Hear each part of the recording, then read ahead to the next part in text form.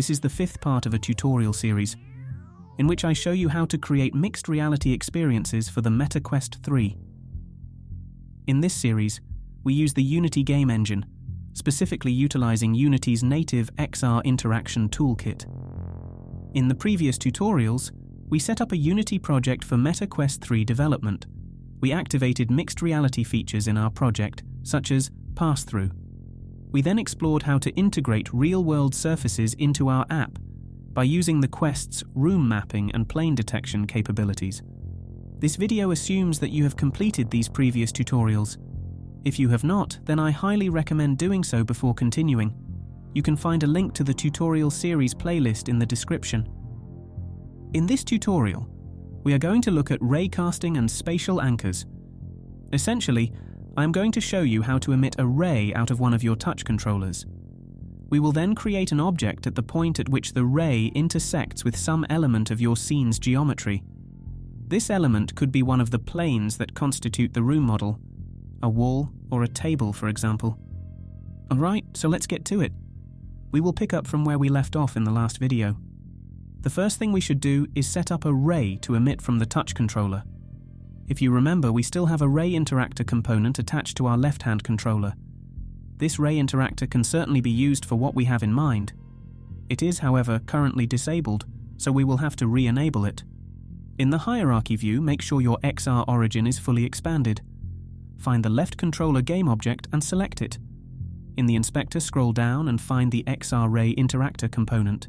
Re-enable it. The left controller will now emit a red ray when the app is run. We want to be able to test whether this ray hits another object in our scene, specifically checking for collisions with objects that have a collider component.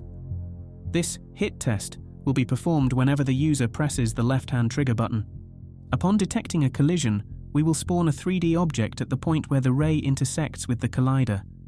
We are going to implement all of this in our SceneController script. So let's open that now. Reselect the XR origin in the hierarchy view. Return to the inspector and double-click on the SceneController script. This should open it in Visual Studio or Alternative Code Editor. We are about to dive into some coding. For those who prefer to skip the typing, you can access the scripts that I write in these tutorials by joining the Script Surveyor tier on my Patreon page. Membership is available for a monthly subscription of just $3. Link in the description. Okay, let's get on with the coding. We will need to respond to the user pressing the left controller's trigger button. This corresponds to the left-hand activate action. We already have a reference to the right-hand activate action, which we use to spawn grabbable cubes. The reference, or variable, is called _activate action. So to avoid confusion, let's rename this action to _right activate action. It's crucial to use the rename feature in your code editor. This ensures that all subsequent references to the variable in the script are updated accordingly. Avoid simply overwriting the variable name. Okay, now let's create another input action reference above the existing one. Name this new variable _left activate action. Make sure that this variable is also preceded by the serialize field attribute. Next, let's create a variable for a game object named _prefab. This will reference a 3D object that we will spawn whenever the left trigger button is pressed and the ray intersects with a collider. Now scroll down so that we can see the entire start function. At the bottom of the function, you should see some lines where we subscribe to a handful of events. Find the line where we subscribe to the right activate action performed event. Highlight the reference to the onActivate action event handler and rename it to onRight activate action. Once again, be sure to use the renaming tool to ensure that the event handler function is also updated. Next, let's insert another line, where we subscribe to the action performed event on the variable _left activate action. Visual Studio's code completion has kindly created the corresponding event handler for us, the onLeft activate action event handler. Before we add any code to this event handler, I need you to scroll back up to the top of the file. There is one more important variable that I have forgotten to add. We need a reference to the left-hand XR Ray Interactor. Insert the following two lines just below the right activate action variable. Notice that Visual Studio has automatically added the required using statement for the XR Interaction Toolkit. We will use the _left Ray Interactor variable to perform raycasts and hit tests against. Once back in the Unity editor, we will link this and the other variables to their corresponding Unity objects. Let's scroll down and return to the onLeft Activate Action event handler. Remember, we need to check whether the left-hand ray hits a collider each time the left trigger button is pressed. This trigger button is mapped directly to the left activate action. Therefore, we are going to create a check if ray hits collider function, and we are going to call this function directly from the onLeft Activate Action event handler. Okay, let's add some code to the check if ray hits collider function. I will briefly explain what this does. In this if statement, we are performing a raycast and evaluating whether it hits any colliders. If any hits are detected, the first or nearest of these are stored in this raycast hit variable. If indeed we get a valid hit, we simply write this debug log where we print the hit object's name. Now let's spawn an object at the hit point. Add the following 2 lines. The first of these lines sets the rotation of the spawned object so that its facing direction is set to align with the normal of the surface that has been hit. We are using something called a quaternion to set the rotation. A quaternion is a mathematical formula used to represent rotations in 3-dimensional space. A discussion of quaternions is beyond the scope of this video, but for those interested in a deeper understanding, I'll drop a link in the description. Anyway, this next line is where we finally spawn our 3D object, i.e. prefab.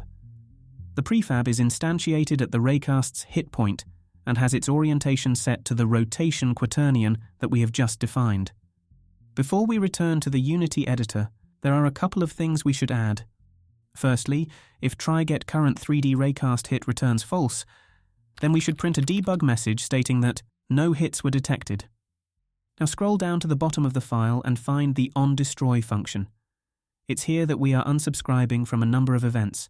To keep things tidy, we should also unsubscribe from the _left activate action performed event.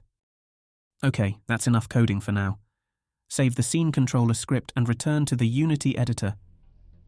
The XR origin should still be selected, and you should see the SceneController script in the inspector. Notice that our new variables have been exposed, so we can now link the corresponding Unity assets to them. Let us first hook up our input action references. Go to the left activate action and click the target icon to the right of the empty field. A list of available input actions will appear. Find the left-hand activate action and double-click to select it. Now do the same thing with the right activate action. Click the target icon and select the right-hand activate action. We will now link the left-hand controller's Ray Interactor with its corresponding variable. Go to the hierarchy view and from within the XR origin, select the left controller game object and drag it into the left Ray Interactor field on the SceneController.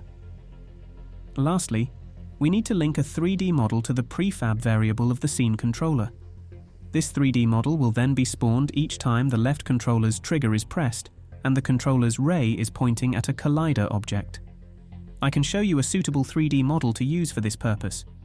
Go to the Project view and open the Packages folder, then AR Foundation, Assets, and finally, Prefabs.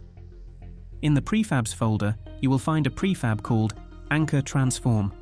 Drag it onto the prefab field of the SceneController. Now you could certainly build your app at this point and it should work fine. However, the Anchor Transform prefabs that are being spawned are a bit boring. If you want something a little more fun, you can download this Plunger model from the GitHub repo that accompanies this tutorial series. Here's how to get it. Open a web browser and go to this repository on my GitHub page, link in the description. To get the latest assets, including the Plunger model, click on the latest release. Now click on Quest3mr courseassets.zip. The zip file should download to your PC. Go to your Downloads folder and extract the zip. Open the extracted folder and you will see that it contains a folder called 3D Models. Now drag the entire 3D Models folder into the root Assets folder of your Unity project. Unity will import the 3D Models folder and its contents. Open the folder. Inside you will see the Plunger model. It is in fact a Blender file, which is a format natively supported in Unity. Okay, let's connect our plunger with the SceneController script. In the hierarchy view, reselect the XR origin. Now drag the Plunger model onto the prefab field of the SceneController script. Okay, I think this would be a good point at which to test our scene out. Notice that I've re-enabled the zombie character. I'm also going to drop a standard grey cube into the scene in order to demonstrate something when we run the app. Alright, make sure you save your work and then head over to Build Settings. Make sure that your Quest is connected, then launch a new build. Once the app launches in your headset, try pointing the left controller Ray around your room and pressing the left trigger button. The plunger should spawn wherever the ray hits any 3D object with a collider. This could be one of the AR planes or the grey cube, for example. Notice that we cannot spawn a plunger on the zombie. This is because he doesn't have any colliders attached. This all looks fine, but an issue becomes apparent if you try to recenter the view, which can be done by holding down the Meta button for a few seconds. Notice that all the virtual objects shift position relative to the room and the AR planes. But what if you want your virtual objects to stay fixed in space so that they look like part of your real environment? Well, this is where spatial anchors come in. Anchors are a feature in AR Foundation that keep virtual objects anchored to specific real-world points, ensuring they stay fixed in place regardless of any changes in viewpoint. So let's attach a spatial anchor to each plunger as we instantiate them. Reopen the Unity editor. In the hierarchy view, reselect the XR origin. Go to the inspector and click the Add Component button. Add the AR Anchor Manager. To keep things tidy, I want to move the AR Anchor Manager above the SceneController in the inspector. Click on the 3-dot icon in the top right corner of the AR Anchor Manager. From the drop-down menu, select Move Up. Okay, it's time for a bit more coding. Double-click on the SceneController script to open it in your code editor. Scroll to the top of the file. First, let's add a variable which will store a reference to the AR Anchor Manager that we have just added to the XR origin. I've called it _Anchor Manager. Next, let's create a list to store references to every anchor we create. Now scroll down so that you can see the whole start function. We need to get a reference to our AR Anchor Manager. Add the following line. Let's also add some code to alert us if the reference to this component fails. Let's subscribe to the Anchor Manager's Anchors Changed event. This event will fire whenever an anchor is added, removed, or updated. The corresponding event handler is called onAnchorsChanged. Again, Visual Studio has automatically created the event handler for us. Scroll down and let's add some code to it. Basically, this code deals with situations where anchors may be removed outside of our control. We iterate through any removed anchors and make sure that they are also removed from our anchors list. We then destroy the game object that the anchor was attached to. Okay, let's proceed with adding a spatial anchor to our instantiated object, i.e. the plunger. Scroll down to the Check if Ray Hits Collider function. Just below the line where we instantiate our prefab, add the following code. The code is very simple. First, we check whether the newly instantiated object already has an AR anchor component. If not, we go ahead and add one. And that's all there is to it. I'm going to add an if-else statement to provide feedback on whether the addition of an anchor component was successful. We also need to add the new anchor to our anchors list. Okay, we are almost done. Scroll down to the destroy function at the bottom of the class. Unsubscribe from the Anchors Changed event of the Anchor Manager. We are all done. Save the SceneController script and return to the Unity editor. Finally, make sure your scene is saved, and then head over to Build Settings. Make sure that your Quest is connected, then launch a new build. Let's see if adding anchors to our plungers yields the desired effect. This time, when you recenter your view, you should notice that the plungers do not move relative to your real environment, which is exactly what we want. And with that, we've reached the end of our tutorial. If you found it useful, please like and subscribe. Until next time, goodbye and happy questing.